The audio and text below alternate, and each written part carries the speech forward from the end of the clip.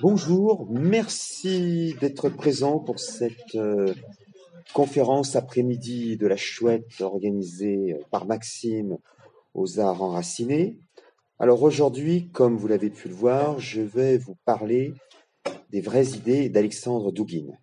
Suite, bien sûr, il y a plus d'un mois, à l'assassinat de sa fille Daria Dugina, qu'on appelle aussi Daria Dugin.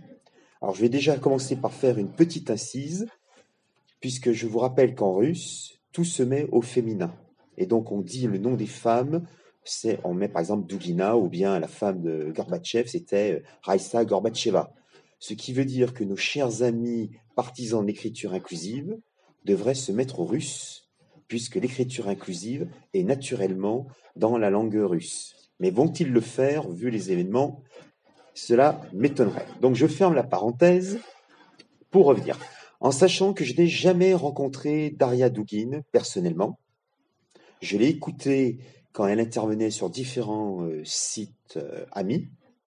En revanche, quand elle est décédée, le site Élément a mis en ligne des témoignages de plusieurs personnes, parmi lesquelles Michel Thibault, qui est l'actuel président du Grèce, même si la structure est inactive aujourd'hui. Michel Thibault, à qui j'avais dédié avec d'autres personnes mon deuxième ouvrage en 2011 qui s'intitulait L'esprit européen entre mémoire locale et volonté continentale. Et Michel Thibault est un très vieil ami et il expliquait dans ce site qu'il avait accueilli plusieurs fois Daria Dugin et il l'avait vu grandir, puisque quand Daria Dugin avait fait ses études au début, ses études universitaires, elle pensait les faire à Paris avant de les faire à Bordeaux en parlant de la pensée néoplatonicienne dans le cadre de l'Empire romain. Donc Michel Thibault connaissait très bien Daria Dugin. En ce qui me concerne, je n'ai jamais connu Daria Dugin. En revanche, je connais Alexandre Douguin, puisque en 2011, Alexandre Douguin avait été invité à une des toutes premières émissions de Radio Méridien Zéro. À l'époque, c'était Méridien Zéro, avec mon vieux complice Pascal Lassalle. Et on avait fait un débat. D'ailleurs, vous pouvez aller sur le site de Radio Méridien Zéro, vous verrez, c'était autour de 2011, ça devait être sûrement la 30e ou 40e émission de Radio MZ. Où déjà, il y avait des discussions qui sont encore d'actualité aujourd'hui. Par ailleurs, deuxième digression, je me souviens très bien qu'on avait quitté le studio de Radio Méridien Zéro, qui à l'époque se trouvait au centre de Paris. On avait traversé une partie de Paris. Pascal Lassalle avait énormément discuté avec Alexandre Douguin sur un sujet d'actualité d'Ukraine, tandis que moi j'étais avec Christian Bouchet et nous avions parlé d'autres choses. Et nous étions allés dans une réunion organisée par Serge Ayoub où Alexandre Douguin était intervenu pendant 1h30 dans un petit restaurant sur la montagne Sainte-Geneviève où c'était bondé. Ils avaient enlevé toutes les tables, toutes les chaises. On est resté 1h30 debout à entendre la parole d'Alexandre Douguin. Bien. Je ferme la parenthèse. Quand Daria Dugin a été assassinée, il y a eu énormément de bêtises qui ont été dites sur son père. La principale, et ça a été repris par les chaînes d'information continue, c'est qu'il serait le maître à penser, l'éminence grise de Vladimir Poutine. Cette histoire n'est pas nouvelle. Quand on regarde, par exemple, Le Monde, journal de la pensée officielle, on voit que dès le début des années 2000, Alexandre Douguin était considéré comme l'éminence grise de Vladimir Poutine. Pourquoi? Pendant très longtemps, Douguin a été proche, c'était un conseiller de Glaziev, qui fut le président de la Douma d'État, c'est-à-dire l'équivalent de la Chambre des députés de la Fédération de Russie. Mais jamais Alexandre Douguin n'a été proche de Vladimir Poutine. Ça, c'est une chose que peu de personnes ont pu le dire. Alors, les personnes qui ont pu le dire, c'est toujours sur Internet, et il y a eu différents entretiens d'Alain de Benoît qui est revenu sur la pensée d'Alexandre Douguin. Vous avez aussi sur Brésinfo un excellent entretien qu'a donné récemment Robert Stokers. Et si vous voulez vraiment vous intéresser à la pensée de Douguine, il faut vous tourner d'abord vers les livres édités par Christian Bouchet aux éditions Ars Magna, où il y a environ 8 livres qui sont sortis depuis une dizaine d'années. Il est prévu d'en sortir 4 à 5 autres. Et puis aussi, vous avez avant, aux éditions Avatar, dans la collection Heartland, qui était à l'époque dirigée par Christian Bouchet, il y avait un livre de Douguine, prophète de l'Eurasie, et puis aussi un entretien tiré à part de l'entretien d'Alexandre Douguine et d'Alain de Benoît, qui fait la moitié d'un numéro de Crisis paru il y a environ une douzaine d'années. Aujourd'hui, Alexandre Douguine, c'est en français une douzaine de livres. Et des ouvrages, parfois ça peut être des opuscules d'une vingtaine de pages, comme son dernier sur la grande réinitialisation, mais c'est aussi des ouvrages assez imposants, des articles qui font environ 300-400 pages. Bien entendu, les journalistes, quand ils ont parlé de l'assassinat de Daria Douguine, n'avaient pas eu le temps de lire tous ces ouvrages. Ils peuvent aussi, et vous pouvez aussi aller sur le site de Robert Stokers, Eurosynergie, où Robert traduit et met en ligne très régulièrement des textes d'Alexandre Douguine. Par exemple, j'y suis allé rien qu'hier, et il y avait un texte d'Alexandre Douguine mis en ligne cette semaine, où Douguine revient sur la dernière déclaration de Vladimir Poutine liée au conflit en Ukraine. Donc, vous avez, même si vous ne connaissez pas le russe, vous avez à votre disposition un ensemble assez large d'éléments pour connaître la pensée d'Alexandre Douguine. Or, cette pensée d'Alexandre Douguine a été totalement trafiquée par les journalistes du système en France. Je dois apporter un petit bémol à ce que je viens de dire. Le Monde du 26 août 2022, sous la signature d'Abel Mestre, a publié un article d'une page où il mentionnait les idées de Douguine d'une manière relativement satisfaisante. Alors bien sûr, le titre fait peur. Alexandre Douguine, le mentor de l'extrême droite française. Oh là là, avec une image, une photographie d'Alexandre Douguine, prise bien entendu par les journalistes du Monde pour faire peur. Bien entendu, ça c'est évident. Alors, mentor de l'extrême droite française, ça c'est un petit peu excessif, c'est même exagéré, même si Alexandre Douguine connaît très bien le français et la langue française. Vous le savez peut-être, chers amis, Alexandre Douguine, en plus du russe, parle une dizaine de langues. Le français, l'anglais, l'allemand, l'espagnol, l'italien, le portugais. Donc vous voyez déjà les principales langues européennes. Je suppose, alors là, sous réserve, peut-être je me trompe, je pense qu'il doit connaître aussi le turc, il doit connaître très certainement le chinois et peut-être le japonais. Mais je ne m'avancerai pas trop. Peut-être le coréen aussi. Mais en tout cas, il connaît une dizaine de langues. C'est dire que c'est un esprit polyglottique. Donc, le texte d'Abel Mestre sur Alexandre Douguine était relativement, on va dire, convenable. S'il était noté, j'aurais mis une note de 12 sur 20.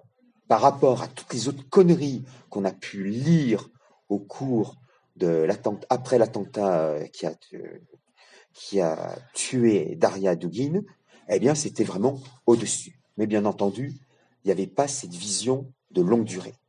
Parce qu'Alexandre Douguine, la première fois qu'il surgit en France, c'est à l'occasion d'un colloque du Grèce en 1991, où il intervient sur la question des nationalités dans l'Union soviétique. C'est quelqu'un qui parle déjà français. À l'époque, il est beaucoup plus mince. Je me souviens plus, il porte déjà une petite barbe, mais c'est pas la grande barbe comme aujourd'hui. Et il connaissait déjà la nouvelle droite, Alain de Benoît, et les théoriciens de la tradition primordiale, René Guénon, Julius Evola.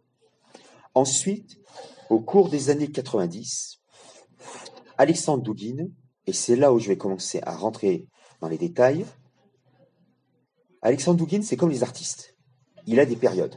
Vous connaissez qu'un artiste a une période bleue, une période jaune. Eh bien, Alexandre Douguine, c'est un esprit qui est constamment en travail, constamment en recherche, tout en essayant de faire de la métapolitique, c'est-à-dire d'essayer d'influencer ses contemporains par de différents canaux. Par exemple, savez-vous qui a pendant très longtemps écrit des chroniques dans le magazine anglo-saxon Rolling Stone? Ça, c'est peu connu. Souvent, alors je crois que Rolling Stone, c'est un numéro mensuel, eh bien, vous aviez un article d'Alexandre Douguine. D'ailleurs, Alexandre Douguine a écrit un livre, un petit opuscule jamais traduit en français, sur les groupes de rock en Occident. Donc, c'est un esprit encyclopédique. Donc, Alexandre Douguine connaît très bien la France. Il connaît aussi l'Allemagne avec la pensée de la révolution conservatrice. Et vous voyez déjà le personnage. C'est quelqu'un qui s'inspire des travaux de la Nouvelle Droite française, et puis aussi de ses succédanées Nouvelle Droite italienne, Nouvelle Droite allemande, Nouvelle Droite espagnole. Il s'inspire de l'héritage de la révolution conservatrice germanique. Il s'inspire aussi de la tradition philosophique russe, car il ne faut pas oublier, Alexandre Douguine est un Russe. Alors, dans les années 1990, le jeune Douguine, qui a été dans sa jeunesse un dissident au pouvoir soviétique, ce qui est assez cocasse puisque son père est un officier du GRU, c'est-à-dire des services de renseignement de l'armée soviétique. Voilà pourquoi dans ses ouvrages, souvent, il fait une opposition que je trouve un petit peu binaire, mais j'y reviendrai tout à l'heure, entre d'un côté le GRU et de l'autre côté le KGB. Normal, il soutient un petit peu son père qui était au GRU, et vous savez qu'il y avait souvent une rivalité GRU-KGB, sans compter les autres services du pouvoir soviétique. Donc dans les années 90, le jeune Douguine est d'abord un dissident autour de Goloviev et de Djalmal Guedar, qui va créer bientôt le Parti de la Renaissance islamique, qui bientôt soutiendra une Europe islamique de Reykjavik à Vladivostok. Donc c'est Djemal Guedar. Donc Alexandre Douguine est d'abord un opposant au pouvoir soviétique. Quand l'Union soviétique s'effondre, eh bien lui qui fut un anticommuniste va avoir la nostalgie de l'Union soviétique. Et il va s'engager aux côtés de ce qu'on va appeler le mouvement rouge-brun. Ce sont les journalistes français qui vont appeler le mouvement rouge-brun, à l'époque l'opposition nationale patriotique, qui tend à unir l'extrême gauche néo-bolchevique ou néo-stalinienne avec les mouvements nationalistes patriotes russes contre Yeltsin, puisque Yeltsin va brader la Russie. Déjà, il brade l'Union soviétique en signant avec la Biélorussie et le Bélarus et l'Ukraine la CEI, la création de la CEI, Communauté des États indépendants, qui font exploser l'Union soviétique. Il ne faut pas oublier qu'en 1993, quand Helsinki envoie l'armée contre le Parlement russe, qui s'était dirigé par le président Razmulatov, un Tchétchène, et avec le vice-président de Yeltsin, qui avait voulu renverser Yeltsin. Il y avait eu des événements, ce qu'on appelait la Maison Blanche à l'époque à Moscou. Helsinki, avec l'appui de l'Occident, envoie l'armée. Alexandre Douguine participe au combat, il est blessé quand il essaye de prendre la tour de télévision Ostankino à Moscou. Ensuite, Alexandre Douguine va s'engager un petit peu plus dans l'action politique aux côtés d'un autre dissident qui revient en Russie, qui s'appelle Édouard Limonov, qui a déjà écrit plusieurs romans, dont le premier en France, qui est Un étranger dans sa ville natale. Et Limonov, qui va écrire à l'époque dans l'Idiot international de Jean Edernali. C'est le mouvement, le Parti national bolchevique. Si vous reprenez la collection de la première série du Choc du mois, vous avez de nombreux reportages sur la situation en Russie. Ensuite, donc ça c'est la période nationale bolchevique, c'est la période où Alexandre Douguine est très proche des thèses néo-païennes. Par exemple, il lance une maison d'édition qui s'appelle Arcto Gaia. On traduit Gaïa, la Terre, Arcto, le Nord, la Terre du Nord. Il est très influencé par la pensée du philosophe allemand, très anthropologue et ethnopsychologue, Hermann Wirth. dans ses premiers ouvrages, on voit qu'il fait d'importantes recherches sur les signes, la présence humaine en Sibérie à l'époque paléolithique et à l'époque néolithique. Donc c'est une époque où il est assez proche du paganisme, tout en étant politiquement nationaliste révolutionnaire et même national bolchevique. Et puis au cours de cette période extrêmement mouvementée, où Alexandre Doukhine prend conscience de l'importance géopolitique de l'Union soviétique, ce qui est assez paradoxal, il va insister un petit peu plus sur la pensée proprement russe. Et déjà, il connaissait un petit peu, mais il va vraiment étudier les eurasistes. Les premiers eurasistes, donc là, je vous renvoie à un livre de Marlène Laruelle, Comment penser l'Empire, l'Harmattan en 1998, où elle raconte l'histoire des eurasistes, c'est-à-dire des réfugiés russes à l'origine qui ont fui l'Union soviétique, qui se sont réfugiés à Prague et à Paris, mais qui, à la différence des milieux russes blancs qui sont souvent monarchistes, défenseurs de l'orthodoxie et anticommunistes, et aussi pro-occidentaux, ils vont avoir une attitude de retrait par rapport à l'Occident. On est dans les années 20 et dans les années 30, et ils vont réfléchir à l'héritage russe. Et ils vont réfléchir à cette période qui n'est pas la période des Romanov, qui n'est pas la période des Rourikides, ce qui est une période bien avant, quand la Russie, ou plutôt je devrais dire la future Moscovie, a été conquise par les Mongols.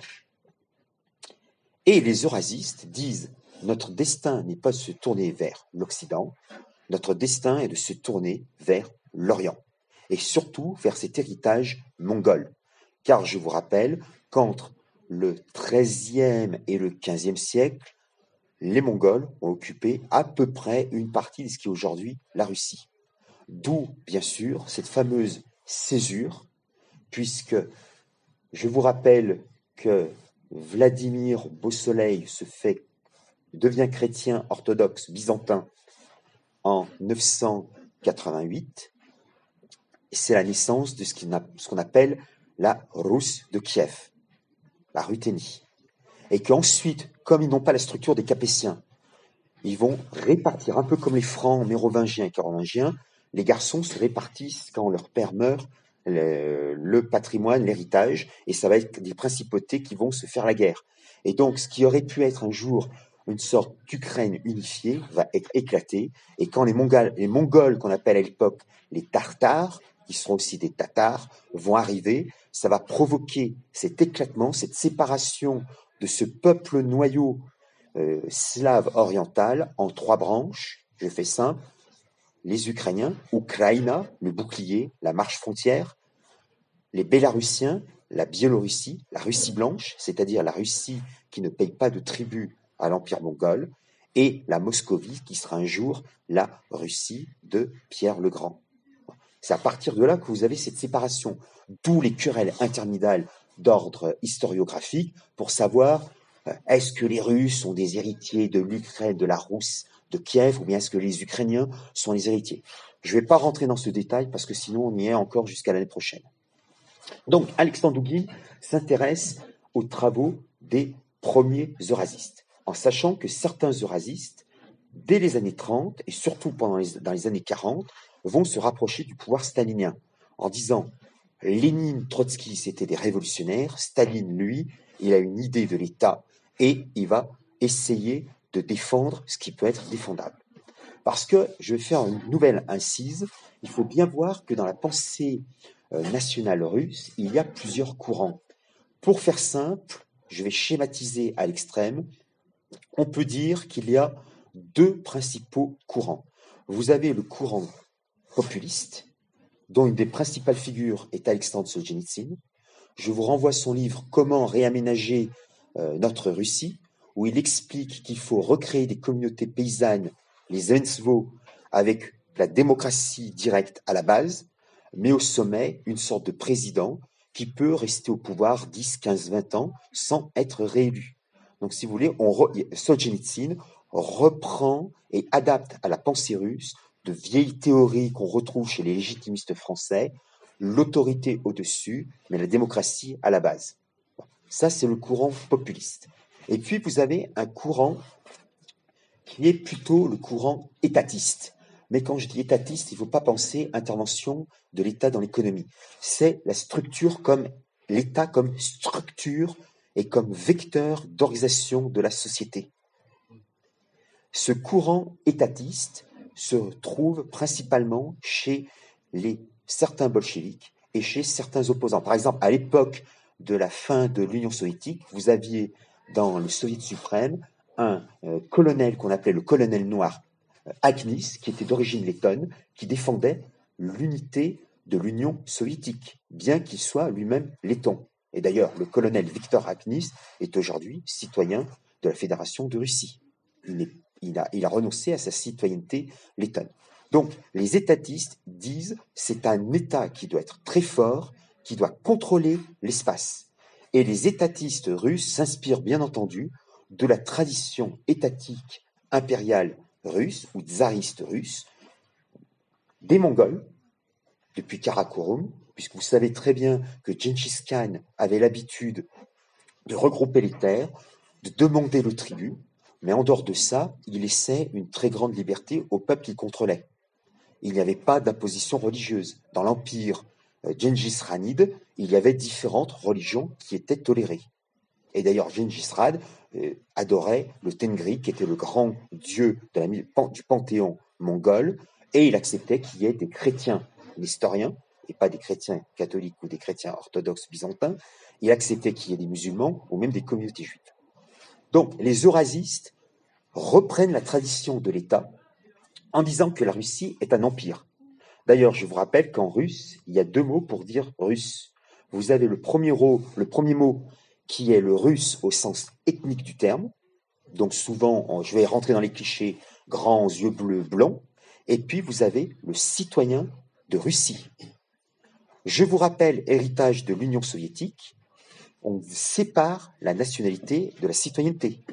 Donc, à l'époque de l'Union soviétique, d'ailleurs, Solzhenitsyn a été chassé, a perdu sa citoyenneté soviétique, mais il n'a jamais perdu sa nationalité russe. Solzhenitsyn fut pendant longtemps citoyen soviétique de nationalité russe. C'est comme si nous, en France, on était citoyen français de nationalité bretonne, citoyen français de nationalité corse, citoyen français de nationalité franc-comtoise. Est-ce que vous voyez un petit peu? Donc, cette pensée, c'est donc une différence entre russe ethnique, russe au sens étatique du terme. Et les défenseurs de l'État comme organisateur de l'espace s'appuient sur cette conception civique de la nation qu'on retrouve chez les eurasistes. Donc, Alexandre Douguine s'inspire de ces eurasistes. Il discute aussi avec deux grands penseurs du néo-eurasisme, parce que contrairement à ce qu'on pense, Alexandre Douguine n'est que le théoricien d'une branche du néo-eurasisme. Il y avait deux autres théoriciens du néo-eurasisme qu'il a bien connus.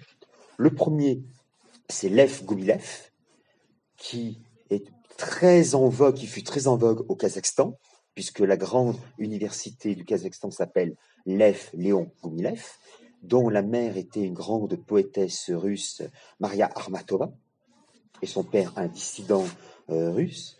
Et Goumilev, lui, est un défenseur avec un vocabulaire assez particulier de cet héritage eurasiste. Et puis vous aviez aussi un autre eurasiste moins connu, Alexandre Panarin, avec qui Alexandre Douguine a eu des relations assez conflictuelles. Panarin qui avait une vision moins mystique ou bien ésotérique de l'eurasisme qu'a Alexandre Douguine. Au cours des années 1990, Alexandre Douguine donc découvre la pensée eurasiste et il va faire une sorte de synthèse. Parce qu'il faut bien savoir qu'Alexandre Douguine, je l'ai dit tout à l'heure, c'est quelqu'un dont l'œuvre n'est pas terminée. En français, il y a environ une douzaine de livres. Il faut savoir que Alexandre Douguine a écrit jusqu'à ce jour plus de 80 livres. Et donc, 80 livres, il n'y a que 10 livres traduits en français. C'est extrêmement regrettable qu'on ne puisse pas connaître ses ouvrages, même si certains ouvrages sont disponibles en anglais ou en allemand.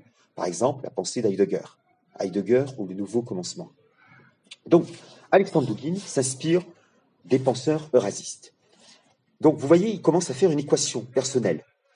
Nouvelle droite française plus tradition primordiale, René Guénon, Jus et Vola principalement, plus eurasisme russe, plus certaines théories de la révolution conservatrice, plus certains penseurs italiens, espagnols proches de la grande révolution fasciste de la première moitié du XXe siècle. Il mélange tout ça et ça fait un peu sa pensée qui est propre. D'où, au cours des années 1990, ces grandes inflexions, Alexandre Douguine rentre dans l'orthodoxie. Il se convertit à une forme de religion chrétienne orthodoxe, vieux croyants. Alors, les vieux croyants, ce sont ceux qui ont refusé la réforme du patriarche Nikon au début du XVIIe siècle et qui se sont enfuis en Sibérie, ou bien certains, ce qu'on appelle les lipovènes, se sont retrouvés dans le delta du Danube, aux portes de l'Ukraine, de la Moldavie et de la Roumanie. Dans le dernier numéro de Réfléchir et Agir, qui vient juste de sortir, Klaas Malan donne un excellent article sur les lipovènes, qui sont des vieux croyants, mais apocalyptiques, puisqu'eux, ils attendent la fin du monde. Alexandre Douguine, qui rejoint ce qu'on appelle l'Église vieille ritualiste, donc une vision très médiévale du christianisme orthodoxe, puisqu'il est bien hors de question qu'ils deviennent catholiques, même si je vous rappelle que les orthodoxes se disent eux aussi catholiques. Ils se disent catholiques orthodoxes, pour bien différencier les catholiques d'Occident, qui sont les catholiques romains, puisqu'ils suivent le pape. Eh bien, Alexandre Douguine, pour faire une comparaison, c'est d'ailleurs Christian Bouchet qui avait eu cette comparaison, je lui la reprends. Alexandre Douguine serait, chez les orthodoxes vieux croyants, si on le comparait avec les catholiques, membre de la fraternité Saint-Pierre par rapport à ceux qui suivent Monseigneur Lefebvre, si vous voyez à peu près. Puisque Alexandre Douguine est vieux croyant, mais il l'obéit, il suit les conseils du patriarche de Moscou. Alors que de nombreux vieux croyants ne suivent pas, sont en opposition avec le patriarcat de Moscou. Donc vous voyez, il s'appuie quand même sur le patriarcat de Moscou. Ça, c'est au cours de son évolution.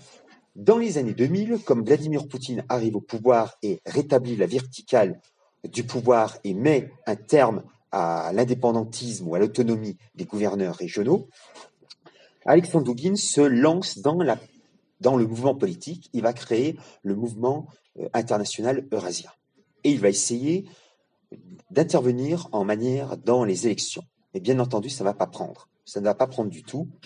Et il va se focaliser plus particulièrement sur la vision métapolitique, métaphysique de sa pensée. Alors, quelles sont les vraies idées d'Alexandre Douguine aujourd'hui? Premièrement, c'est l'eurasisme. D'ailleurs, le mouvement eurasiste, vous avez une image de l'Eurasie, mais c'est une image quelque peu falsifiée. Parce que quand on lit vraiment la pensée de Douguine qui est assez critique envers l'Occident, qu'il appelle l'Occident romano-germanique. Pour lui, il a encore en tête le sac de Byzance par les croisés catholiques en 1204, qui est la véritable rupture entre l'Orient orthodoxe et l'Occident catholique. On parle souvent du grand schisme d'Orient de 1054. C'est faux. La véritable césure entre les deux mondes, c'est à partir du grand sac de Constantinople, de Byzance par les croisés, et puis ensuite, à la fin du Moyen-Âge, par exemple le concile de Lyon ou le concile de Florence, où certains émissaires catholiques vont essayer de prendre les orthodoxes, et ça va créer la fameuse Église uniate, qu'on appelle aussi les orthodoxes gréco-catholiques, qu'on trouve dans l'ouest de l'Ukraine, et aussi un petit peu dans le sud du Bélarus. Tous ces problèmes. Donc, Alexandre Douguine est un défenseur de l'eurasisme. Mais pour lui, l'eurasisme, c'est l'idée de la Russie comme troisième continent. Troisième continent entre l'Europe romaine germanique et le monde asiatique. C'est une chose très claire. Il ne faut pas croire que Alexandre Douguine prône, comme les nouvelles droites européennes, un empire européen de Reykjavik jusqu'à Vladivostok. Non. Pour lui, c'est la forme, là où il y a eu une présence russe, il faut qu'il y ait une influence russe et une organisation de l'État russe. C'est extrêmement complexe, sa pensée. Par ailleurs, au cours de cette période, il découvre, ou plutôt, sous l'influence d'ailleurs d'Alain de Benoît, il lit de manière très attentive la pensée d'Heidegger. Et en 2008, vous avez ce qu'on appelle la guerre des 5 jours. La Russie intervient militairement contre la Géorgie pour protéger les populations d'Ossétie du Sud et d'Abkhazie, qui est une population turcophone. Ça dure 5 jours, puisque Nicolas Sarkozy intervient auprès à l'époque de Medvedev, qui est le président de la Russie, alors que Poutine est devenu son Premier ministre. Ça ne dure que 5 jours. Et depuis cette période, vous avez l'Ossétie du Sud qui est indépendante sous protection de la Russie, ainsi que l'Abkhazie. Mais Alexandre Douguine, lui, était hostile à cette négociation. Pour lui, il aurait souhaité que l'armée russe aille jusqu'à Tbilissi, écrase les pro-occidentaux et fasse de la Géorgie un État satellite de la Russie. Et il va écrire un ouvrage qui est disponible en français, qui est la 4e théorie politique. Car si vous lisez les articles sur Douguine, on va vous dire que Douguine, c'est un nationaliste et c'est un fasciste. Dans les années 90, il était aux portes. Par exemple, dans les années 90, il n'hésitait pas à dire « Je défends la 3e Rome, la Moscou comme 3e Rome, la 3e internationale et le 3e Reich. » Mais Reich au sens 3e empire, au sens du livre d'Arthur Meuler-Vandenbroek, pas au sens du 3e Reich hitlérien. Mais pour les journalistes, ils ne comprennent pas, ils ne peuvent pas rentrer dans ces nuances. À partir des années 2000, avec la 4e théorie politique, il évolue. Il dit, et il reprend un peu le schéma des penseurs libéraux. Par exemple, chez Friedrich von Hayek, grand théoricien du libéralisme, Hayek s'oppose à 2 groupes qu'on retrouve dans son livre La route de la servitude. Lui, il se dit libéral. Et il s'oppose d'un côté aux socialistes, aux communistes, au collectivisme, et de l'autre côté, il s'oppose à ce qu'il appelle la contre-révolution, les nationalistes et la pensée de tradition. Eh bien, Alexandre Douguine va mettre la pensée libérale en supervision. C'est-à-dire, il va regarder ce triangle et il va dire, ma 4e pensée politique n'est ni, bien entendu, libérale, parce que ça c'est une constante de la pensée de Douguine, de sa jeunesse jusqu'à aujourd'hui, et il est profondément antilibéral. Mais il est aussi hostile aux pensées collectivistes, puisqu'il a connu l'Union soviétique, même il défend d'une certaine manière l'homo soviéticus, ce qui est assez paradoxal, chose que ne défendait pas un autre grand dissident, Alexandre Zinoviev, qui avait écrit plusieurs ouvrages qui critiquaient de manière fort humoristique la société soviétique. Et puis, bien sûr, il rejette aussi le fascisme, le nationalisme. Voilà pourquoi, quand il dit qu'il n'est pas fasciste, il faut le croire. Il n'est pas fasciste. Peut-être il s'est inspiré de certains théoriciens fascistes, mais comme je vous l'ai dit tout à l'heure, sa pensée est beaucoup plus englobante. On ne peut pas dire qu'Alexandre Douguine est un penseur fasciste ou néofasciste. C'est un penseur qui est autre. Et sa 4e position, sa 4e théorie politique est un net rejet de toutes les pensées qui viennent, d'après lui, de la modernité et de l'Occident. Alors attention, cette 4e théorie politique, il l'intègre dans la pensée eurasiste. Par exemple, dans le grand entretien qu'il donne dans la revue Crisis, il dit qu'est eurasiste toute personne qui combat dans le monde le libéralisme, mais aussi les États-Unis d'Amérique. Et c'est là où il intègre la pensée de Carl Schmitt. Alors, Carl Schmitt est un grand penseur, grand géopolitologue, et Alexandre Douguine va intégrer non seulement Carl Schmitt par l'intermédiaire de Jean Thiriard, le Belge défenseur de la Grande Europe, Jacobine de Reykjavik à Vladivostok, voire plus, puisqu'à la fin de sa vie, Jean Thiriard voulait intégrer la Turquie et l'Afrique du Nord, ainsi que la pensée de Julius Evola et de Jean Parvulesco. Jean Parvulesco, qui a eu une très grande influence sur Alexandre Douguine. Par exemple, à chaque fois que Douguine allait à Paris, eh bien, vous aviez Alexandre Douguine allait sur la tombe de Jean Parvulesco se recueillir. Jean Parvulesco a donné d'importants concepts sur la pensée politique douguinienne. Par exemple, l'empire eurasiatique de la faim.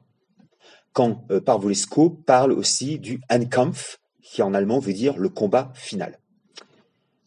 Donc, à partir des années 2008, 2009, 2010, Alexandre Douguine conçoit la 4e théorie politique. Mais comme c'est un penseur qui est toujours en recherche, en évolution, il va beaucoup plus loin et il va reprendre certaines notions clés de la pensée heideggerienne. En particulier, la pensée, ce que Heidegger appelait le Dasein. Le Dasein qu'on traduit en français l'être là. Mais l'expression être là est un petit peu maladroite. On dirait plutôt, c'est en termes d'alchimie ou en vocabulaire occultiste, on dirait un égrégore. L'égrégore, c'est un esprit collectif. Chaque peuple développe au cours de son histoire un esprit collectif. Et Alexandre Douguine va commencer en utilisant les concepts heideggeriens de Dasein, ainsi que la pensée traditionnelle René Guénon, Julius Evola, plus de très nombreux auteurs, et utilisant ses talents de polyglotte, il va se lancer dans une immense fresque qui est pour l'instant inachevée, qui compte à l'heure actuelle 25 volumes, qui s'appelle la noomachie. Noomachie, le mot grec, noos, l'esprit, machie, la guerre. Donc on peut traduire noomachie par la guerre de l'esprit ou la guerre spirituelle. Et c'est très clair. Il oppose de manière, je vais résumer, parce que là aussi, la noomachie n'est pas disponible en français, n'est pas traduit en anglais, ni en allemand, ni dans aucune langue, c'est uniquement disponible en russe. Mais grâce aux travaux de Robert Stokers, on peut avoir quand même quelques aperçus. Aujourd'hui, Alexandre Douguine estime qu'il y a une rivalité, une dichotomie qui ne peut être surmontée. Cette dichotomie, c'est le conflit, et là il reprend ce que disait Carl Schmitt, le conflit entre la terre et la mer. Alors, en tant que géopolitologue, je suis un petit peu en désaccord avec cette interprétation, et je ne partage pas cette dichotomie tranchée terre-mer. Car je fais une nouvelle incise, excusez-moi, la France est à la fois une puissance tellurique et une puissance maritime. Je vous rappelle que la France a le 2e domaine océanique au monde après les États-Unis d'Amérique.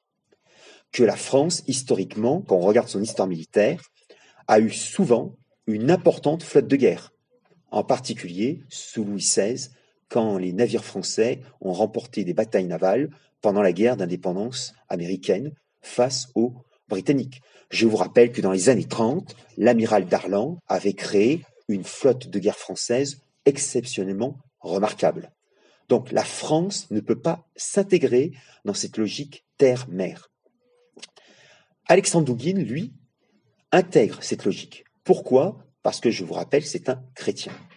Il est orthodoxe, mais il est chrétien. Et je vous rappelle que les chrétiens ont une vision linéaire de l'histoire, contrairement à de nombreux païens qui ont, eux, une vision cyclique ou sphérique de l'histoire. Là, je vous renvoie à la conférence que j'ai faite ici même au début de cette année sur la conception philosophique de l'histoire. Donc, Alexandre Douguine estime qu'il y a un combat éternel entre la terre et la mer. La Russie, c'est la terre, ce qui, d'un point de vue géographique, est assez maladroit, car si vous regardez une carte, vous verrez que tout le littoral nord de la Russie donne sur l'océan glacial arctique. Et s'il y a un réchauffement climatique qui se réalise, la fameuse route du nord-est sera praticable. Et donc, la Russie aura un immense littoral qui la transformera de fait en puissance thalassocratique. Mais ça, pour l'instant, ce n'est pas encore le cas, puisqu'il y a encore la calotte glaciaire qui contrôle plusieurs mois de l'année cette partie-là du monde. Petite parenthèse encore, je vous rappelle qu'à l'époque soviétique, l'amiral Gorkov avait lancé un immense programme militaire pour faire de l'Union soviétique une puissance navale du même poids que les États-Unis d'Amérique.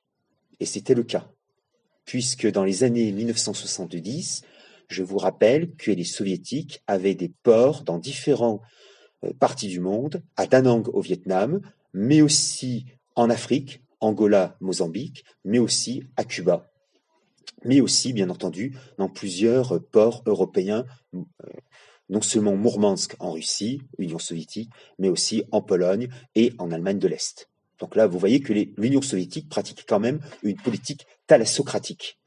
Donc pour ça, quand Dugin dit que c'est un conflit entre la terre et la mer, c'est un petit peu, il schématise.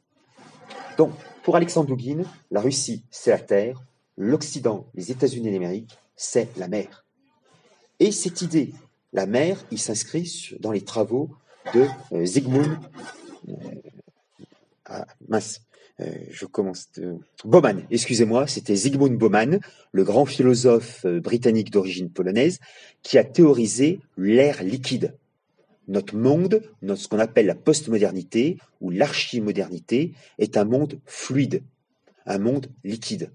D'ailleurs, vous le voyez très bien, il y a des jeunes gens qui s'estiment être ni binaires, ni ternaires, mais ils se sentent une identité fluide. Moi aussi, je vous annonce que j'ai une identité fluide. Aujourd'hui, je suis européen, mais demain, je suis togolais. Et oui, si j'ai envie d'être togolais, qu'est-ce qui m'empêche? J'ai envie d'être togolais demain, et puis après-demain, je serai esquimau. Bon, vous voyez, c'est la fluidité, on peut changer. Cette vision de fluidité, Alexandre Dugin s'oppose résolument. Et d'ailleurs, ça va très loin, puisque pour lui, le droit du sang, le sang, c'est liquide. Or, le sang, c'est liquide, donc le sang est relié à la mer. Voilà pourquoi il s'oppose aux nationalistes. La pensée d'Alexandre Dugin n'est pas une pensée nationaliste, c'est une pensée impériale, c'est une pensée continentale. Je vous rappelle que la Fédération de Russie compte à l'heure actuelle près de 130 peuples. D'ailleurs, de très nombreux identitaires français ont été surpris au début du conflit avec l'Ukraine quand ils ont vu les Tchétchènes se battre aux côtés des Russes. Et non, c'est normal. Les Tchétchènes, historiquement, sont liés à la Russie, même si, je vous rappelle que du côté ukrainien, il y a aussi les Tchétchènes indépendantistes qui se battent contre les Russes. Ça, c'est le problème des empires. D'où cette idée de Guillaume Fay, quand il parlait d'Eurosibérie, Alexandre Dugin n'a jamais accepté le concept. Parce que l'Eurosibérie, dans la pensée de Guillaume Fay, c'est un espace, ce qu'il appelle une éthosphère, c'est-à-dire un monde blanc. Or, si vous regardez l'ethnographie de la Sibérie, vous verrez des peuples qui sont présents depuis des siècles, des peuples enracinés, les Tchouvaches. Je parle même des Kalmouks, qui ne sont pas en Sibérie, mais qui sont les seuls peuples asiatiques bouddhistes d'Europe. Vous avez aussi les Tcherkesses, vous avez plein de peuples qui vivent dans la Russie. Donc, la Russie est naturellement un État multiethnique. On ne peut pas avoir une vision nationaliste, ethnique de la Russie. Voilà pourquoi Alexandre Dugin s'oppose aux nationalistes russes. Il y a des nationalistes russes qui disent « Eh bien pour nous, est russe celui qui est blanc. Point final. Les autres, ils dégagent. » Ou bien on crée une petite Russie. Et ces nationalistes russes, souvent, rejoignent intentionnellement ou non les théories de certains néoconservateurs anglo-saxons, en particulier aux États-Unis, qui rêvent au mieux d'un Commonwealth des États de Russie. Je vous renvoie dans un article relativement récent mis en ligne sur Eurosynergie où vous aviez une carte assez parlante en anglais de l'éclatement de la Russie, et puis aussi de certains milieux européens. Par exemple, je me souviens que Yves Lacoste, géographe, un des réintroducteurs de la pensée géopolitique en France, fondateur de la revue Hérodote, avait écrit, et ça c'était à la fin des années, je crois que c'était plutôt au milieu des années 2000, où il estimait pour lui que la véritable Russie ne pourrait être européenne que si elle abandonnait la Sibérie, et que pour elle, la frontière était l'Oural. Bien entendu, pour un Russe, c'est inacceptable. La Sibérie a été conquise sous le tsar Ivan le Terrible, bien avant les marches occidentales de la Russie. C'est-à-dire la Sibérie autour d'Ekaterinbourg ou même de Novosibirsk sont beaucoup plus anciennement russes que certaines villes qui sont à l'ouest de Moscou. Mais ça, cette logique, peu de gens s'en rappellent.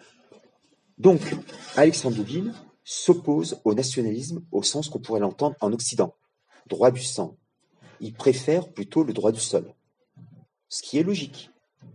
D'où parfois quelques tensions avec certains militants européens qui viennent en Russie et qui découvrent que, eh bien non, ce qu'ils croyaient, ce n'est pas ça. D'où aussi les théories, d'ailleurs je l'avais dit à Guillaume Fay, puisque j'ai un petit peu connu Guillaume Fay, je lui avais dit, ta notion d'Eurosibérie est historiquement et ethnographiquement maladroite.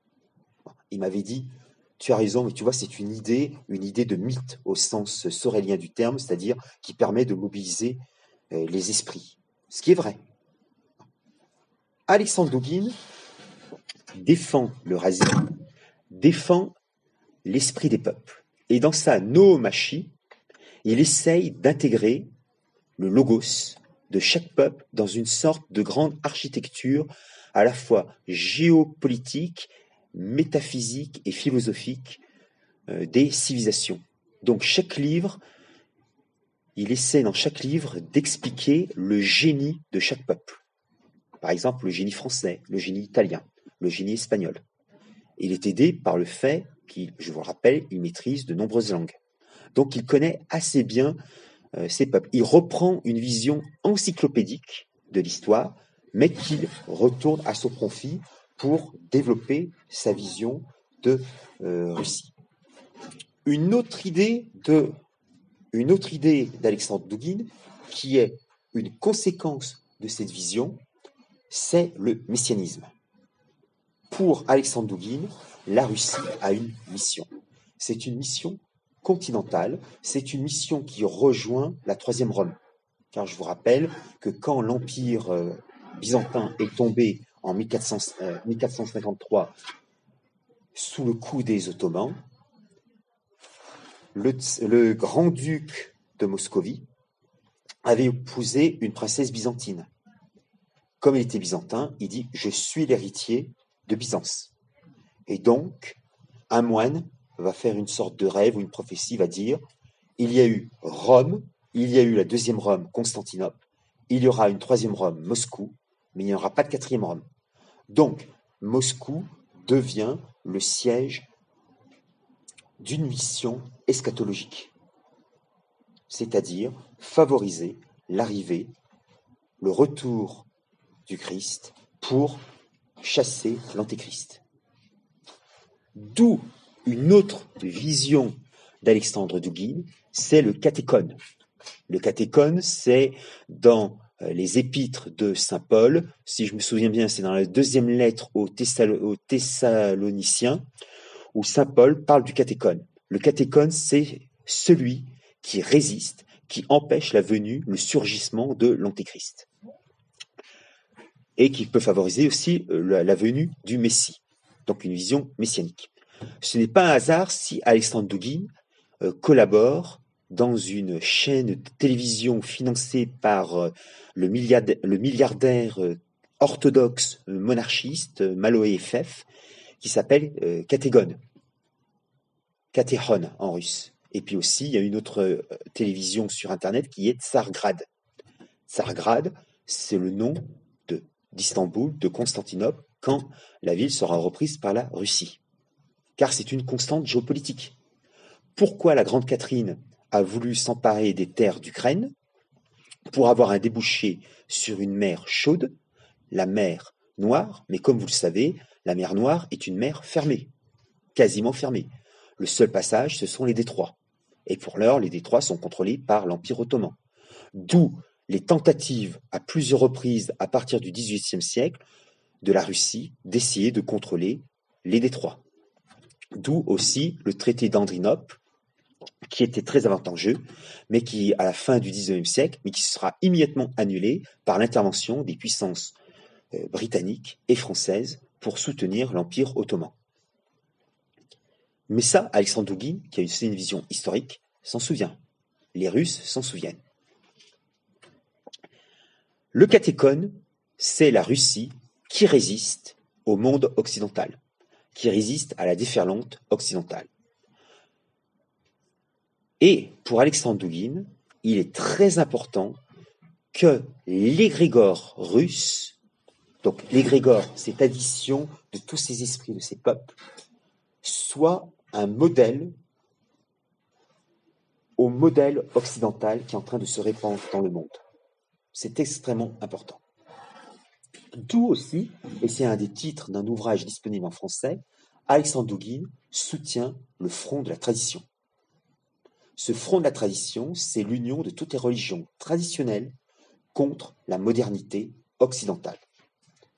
Le conseil spirituel du mouvement eurasiste international, ou eurasien international, compte, alors là ça peut surprendre aussi certains nationalistes ouest européens, compte par exemple un rabbin, compte aussi un imam.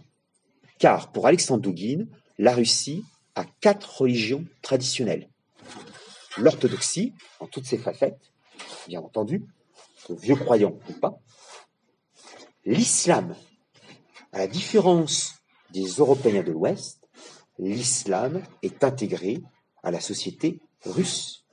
Je vous rappelle que les Mongols, qui n'étaient pas tous musulmans, ont apporté l'islam en Russie, que le tsar Ivan le Terrible va s'emparer du Tatarstan, capitale Kazan, sous son règne, et que très rapidement, les familles nobles musulmanes vont s'intégrer dans la noblesse russe.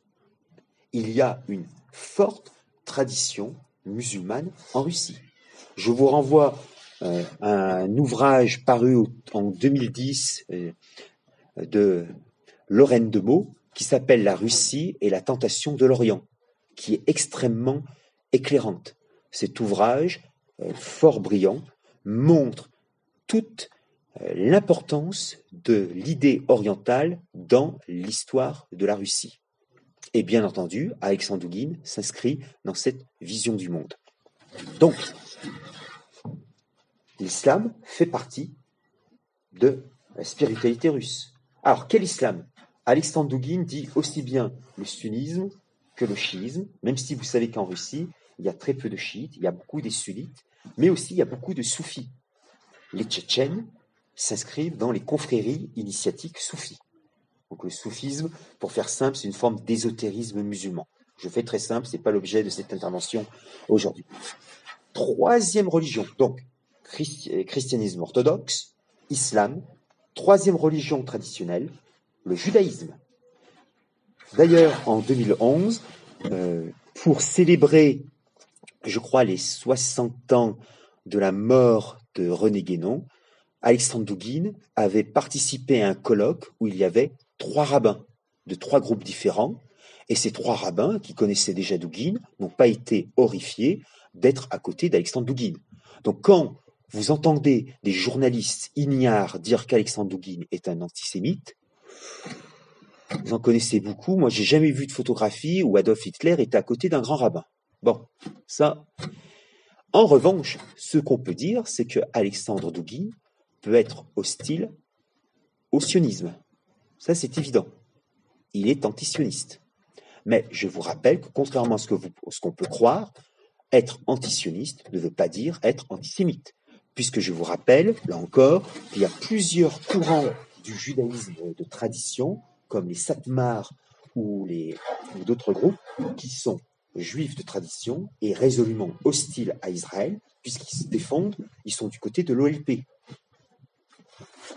Quatrième religion traditionnelle, ce sont, on va appeler le chamanisme, mais toutes les religions traditionnelles de la Sibérie, c'est-à-dire des formes de polythéisme.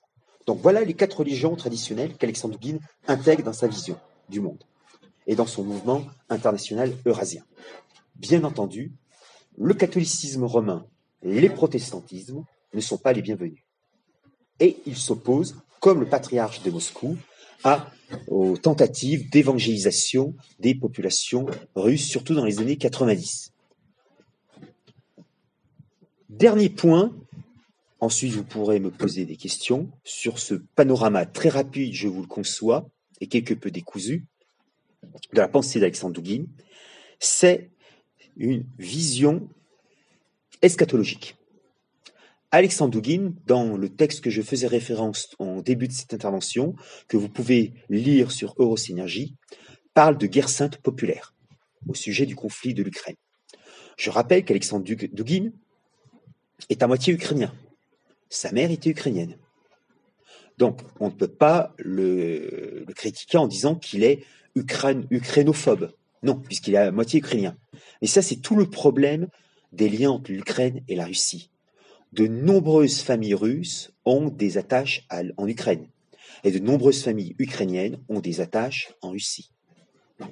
Mais on ne peut pas dire, comme dit Poutine, que Ukrainiens et Russes ne forment qu'un seul peuple. C'est beaucoup plus complexe que cela. C'est un peu, je vais faire encore une comparaison qui ne vaut pas raison.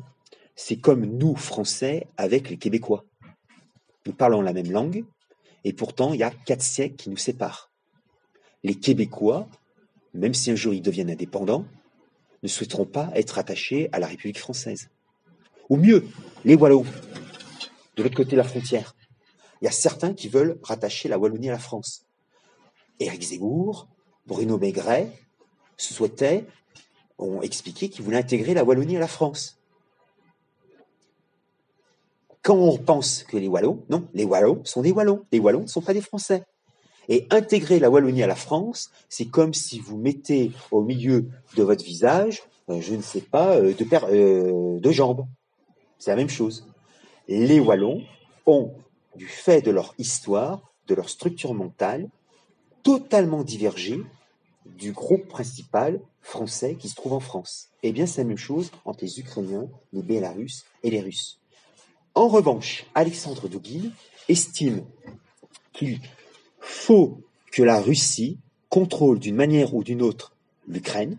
Voilà pourquoi il dit, et il a toujours estimé, et ça lui a valu le fait d'être renvoyé de l'université d'État de Moscou, où il enseignait la sociologie des relations internationales. Il a toujours estimé que l'Ukraine était un élément très important de l'ensemble russe. Sans l'Ukraine, et d'ailleurs il reprend les notions de Zbigniew Brzezinski dans Le Grand Échiquier, lequel disait que sans l'Ukraine, la Russie perd une grande partie de sa force. Ce qui n'est pas faux, mais il y a quand même une identité nationale ukrainienne, qu'on le veuille ou non. Et il y a aujourd'hui une identité nationale corse, qu'on le veuille ou non. En Espagne, il y a une identité nationale basque, une identité nationale catalane, qu'on le veuille ou non. Les peuples existent, les peuples développent leurs identités. Alexandre Douguine a une vision messianique. Pour lui, l'actuel conflit en Ukraine est un conflit qui tend vers l'Armageddon, c'est-à-dire la fin du monde. La fin du monde dans l'esprit chrétien, c'est le retour du Christ, c'est le retour de la parousie, c'est le retour du Messie. A-t-il tort, a-t-il raison? Je ne vais pas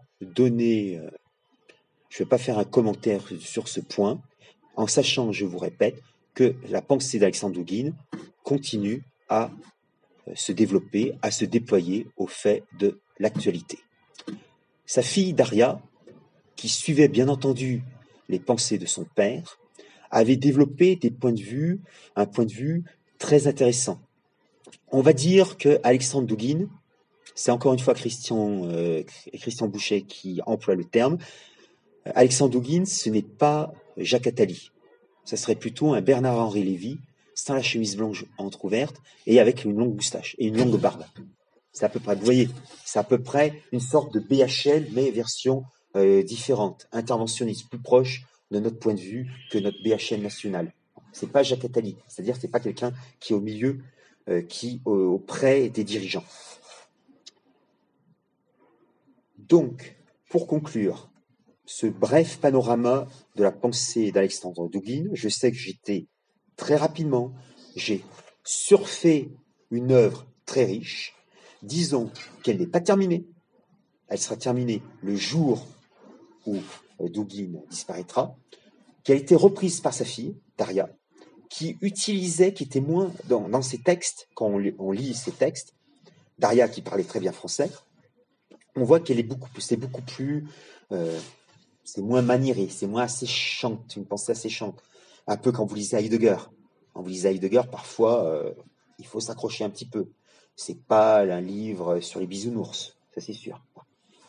Eh bien, Daria essayait de diffuser auprès des jeunes générations, qui lisent de moins en moins, les grandes idées forces de son père. Donc vous voyez, et voilà pourquoi c'est une grande perte, en dehors du fait que c'est un père qui perd sa fille. C'est une grande perte pour lui parce que sa fille était une excellente communicante qui abordait la pensée de son père sous des angles différents et qui la rendait beaucoup plus accessible à des jeunes gens et des jeunes filles d'une vingtaine d'années. Pour Alexandre Dugin, c'est un petit peu plus difficile, d'autant qu'Alexandre Dugin est né en 1962, donc il a aujourd'hui 60 ans environ. Il a autour de 60 ans, oui, il aura bientôt 61 ans. Donc, vous voyez, c'est quelqu'un, on ne peut pas dire que c'est illisible la pensée de Dugin, mais c'est une pensée il faut parfois un petit peu s'accrocher. Par exemple, il y a un livre sur les théories des relations multipolaires, parce qu'Alexandre Dugin défend la multipolarité. Il veut des pôles, un pôle russe face au pôle germano-romain ou romano-germanique et au pôle anglo-saxon. Eh bien, dans son livre, qui je crois est disponible ici, sur les relations internationales multipolaires, il s'inspire de différents courants, y compris la pensée gendériste, la pensée féministe dans les relations internationales. Donc c'est extrêmement intéressant. Il fait là encore, il fait une sorte de synthèse pour développer sa propre pensée. Donc, pour conclure et pour résumer ce très rapide panorama des vraies idées d'Alexandre Dugin, il faut retenir, Alexandre Dugin n'est pas un nationaliste. C'est pas le Maurice Barrès ou le Charles Maurras de la Russie du XXIe siècle. Alexandre Dugin n'est pas non plus le néofasciste, c'est pas le théoricien préféré de Kazapund. D'ailleurs, je vous rappelle que Kazapund est plutôt du côté ukrainien. Alexandre Dugin, c'est surtout quelqu'un qui croit en la mission eschatologique extraordinaire de la Russie. Pour lui, le peuple russe a une mission fondamentale qui est de sauver l'humanité dans une perspective chrétienne. Et je vous rappelle qu'en russe, contrairement en français, paysan en français vient de Pagani, Paganus, le pays. En russe, paysan, c'est Kresny. Kresny, vous avez le radical de Christ. Donc il y a une interaction très forte entre le christianisme et la paysannerie russe. Et Alexandre Dugin est, par conséquent, à l'heure actuelle, l'un, non pas comme certains de ses critiques qui l'appellent le Rasputin de sous-préfecture, ce qui est assez détestable et déplorable, Alexandre Dugin est un penseur de très haut niveau qui donne au monde moderne une vision, une stature, une verticalité. Voilà pourquoi je vous invite de lire son œuvre en français. Je vous remercie.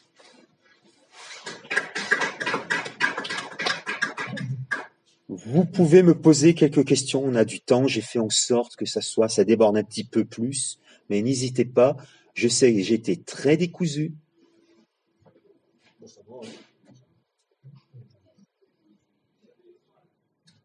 Je n'avais pas préparé quelque chose, j'avais rien écrit parce que Maxime m'avait dit que peut-être on ferait dehors avec le vent et tout ça. Donc n'hésitez pas à me poser des questions pour développer un petit peu plus si vous le souhaitez.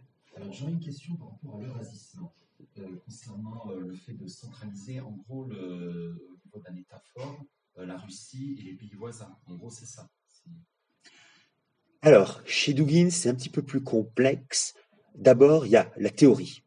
Pour Dugin, la théorie, c'est un monde qui serait influencé sous orbite russe, moscovite. Ça, c'est la théorie. Mais bien entendu, il est très pragmatique. Et dans la pratique, la pensée eurasiste, ça serait à la fois la Russie qui s'intégrerait, qui aurait des liens très forts dans le cadre de l'organisation du traité de sécurité collective, qui aurait des liens avec le Kazakhstan et avec ses anciennes républiques. Alors, quelle serait la qualité de ces liens? Est-ce que ça serait une centralisation comme à l'époque russe, monarchique, tsariste, ou à l'époque soviétique? Là, ça dépend des périodes. Ça dépend des périodes. En théorie, pour lui, ça serait une sorte d'unité au sommet et de diversité à la base. Mais vous savez, en général, unité à la base, unité au sommet, diversité à la base, en pratique, c'est un petit peu plus compliqué. Donc là, en fait, ça dépend des circonstances. Il y a toujours dans la pensée d'Alexandre Douguine du pragmatisme et on s'adapte, on contextualise les circonstances. Ça serait un empire. Si vous voulez, ça serait une addition de l'Union soviétique, puisqu'en théorie, l'Union soviétique, c'était 15 républiques fédérées qui avaient le droit à l'autodétermination, qui elles-mêmes, système de poupée russe, avaient elles-mêmes des républiques elles-mêmes fédérées, et aussi des districts fédérés, des choses comme ça. Donc, on va la subsidiarité.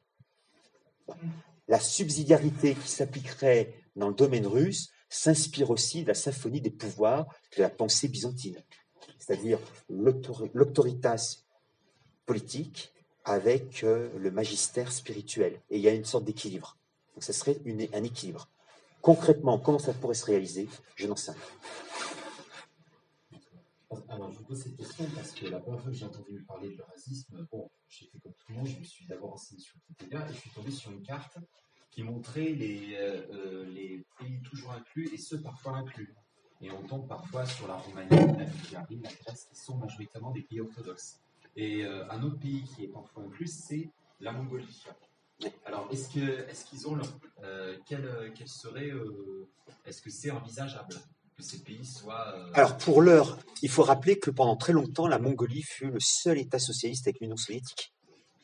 Puisque quand Ungern von Starnberg, le baron fou, perd le pouvoir à Ourga, ce sont les bolcheviks qui arrivent au pouvoir en 1921 et qui vont transformer et vont baptiser la ville d'Ourga Oulan-Bator, Bator le Rouge.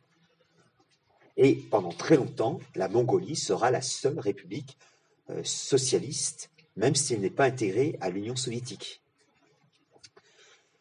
Alors, cette carte, il faut savoir, il y a plusieurs courants eurasistes. Je n'ai pas mentionné, j'aurais pu le mentionner, Alexandre Douguine a de très nombreux liens avec les eurasistes turcs. D'ailleurs, Douguine est partisan que la Russie reconnaisse la République turque de Chypre du Nord, ce qui provoquerait une tension avec la Grèce. Mais là encore, je vous rappelle que les Grecs se disent les héritiers de Byzance et les Russes se disent aussi les héritiers de Byzance. Donc c'est déjà un conflit entre Byzantins, sans compter que les Turcs, du fait de l'héritage ottoman, se disent eux aussi les héritiers de Byzance, puisque le calife sultan turc se disait aussi empereur des Roumis, les Romains, c'est-à-dire les Byzantins, les chrétiens. Et le patriarche de Constantinople était le troisième personnage de l'État de l'Empire ottoman, après le sultan et après le grand vizir. Donc Alexandre Douguine, là, sur l'eurasisme, il y a des cartes qui intègrent parfois la Turquie, qui intègrent, bien sûr, l'Asie centrale. Parfois l'Iran aussi l'Iran. Il y a aussi une pensée iranienne, mais là encore, c'est quand on regarde la carte du mouvement douguinien, c'est toute l'Europe, c'est toute l'Asie, y compris l'Inde. Regardez le mouvement, le symbole du mouvement international eurasien, c'est tout le continent eurasiste, avec le système des 8 flèches, qui pour Jeanne Smith, dans un de ses articles, dit que c'est le symbole du chaos. Parce que Jeanne Smith, qui a en partie lu Alexandre Douguine, estime que Douguine, c'est la pensée, c'est le retour de la gnose. Bon. Qui est la gnose, la fameuse pensée gnostique chez les premiers chrétiens, qui est une vision d'une forme de mysticisme avec des influences grecques de l'Antiquité. Il faut voir Jean Watré et puis tout le courant catholique traditionnaliste contre-révolutionnaire qui s'oppose, qui considère par exemple que la nouvelle droite c'est un héritage de la gnose. Bon, ce qui est un petit peu rapide. Gnose toujours, disait Serge de Beketch dans ses émissions de Radio Courtoisie.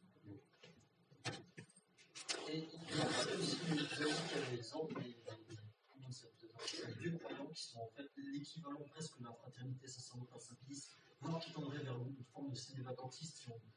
Si on comparait ça, si on faisait l'analogie avec le catholicisme, vous avez dit qu'il y a une partie proche de l'Ukraine et une autre partie en Sibérie. Mais moi, je pense que peut-être, avant que je confonde avec les anciens croyants, il existerait une partie aussi. Oui, au nord de la Finlande. Oui, de la Carélie. Oui, c'est vrai. Okay. Oui, totalement. Oui. Je les avais oubliés dans mon intervention, mais il est vrai que les vieux croyants ont fui soit dans le delta du Danube, soit sont allés en Sibérie, soit aussi sont allés en Carélie. Il y a aussi un mélange avec certaines mystiques païennes. Oui, en Carélie, parce que les peuples baltes sont restés païens pendant très très longtemps. Et ensuite, moi je doute sur la version que vous avez présentée, comme quoi le christianisme, ce serait linéaire et le paganisme, en gros, ce serait cyclique. Alors là, il faudrait écouter la conférence que j'ai faite ici même au mois de février, qui est sur YouTube, où je parle, où je sors de cette dichotomie. Je m'inspire de la pensée de Giorgio Locchi. L'histoire n'est pas linéaire, l'histoire n'est pas cyclique, l'histoire est sphérique. Mais je vous renvoie à ce que j'ai dit il y a au mois de février. Et son influence réelle sur le Kremlin, parce que vous avez tendance à minimiser un peu. Alors, l'influence réelle d'Alexandre Douguine sur les dirigeants russes, je crois qu'elle est microscopique. Dans le cadre de l'armée russe, un petit peu plus importante, puisqu'un livre de Douguine est étudié dans les écoles militaires de Russie, ce sont ces principes fondamentaux de géopolitique. Donc les militaires russes connaissent un petit peu plus Douguine, mais à titre personnel, je pense que Douguine n'a pas un rôle très très important, même si il peut intervenir sur certaines chaînes de télévision, il a un rôle assez marginal. Et il serait gonflé un peu chez nous il serait un petit peu gonflé chez nous, oui. Oui, je pense. Ce qui ne retire pas tous ses mérites, mais il faut avoir une vision assez... Croire que Douguine, comme certains journalistes l'ont fait après l'assassinat de sa fille, que ce serait l'homme qui est derrière le cerveau de Poutine.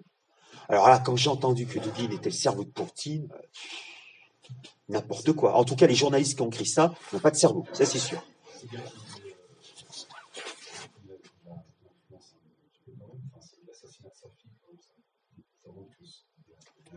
Alors, qui a assassiné sa fille? Là, il y a plusieurs hypothèses.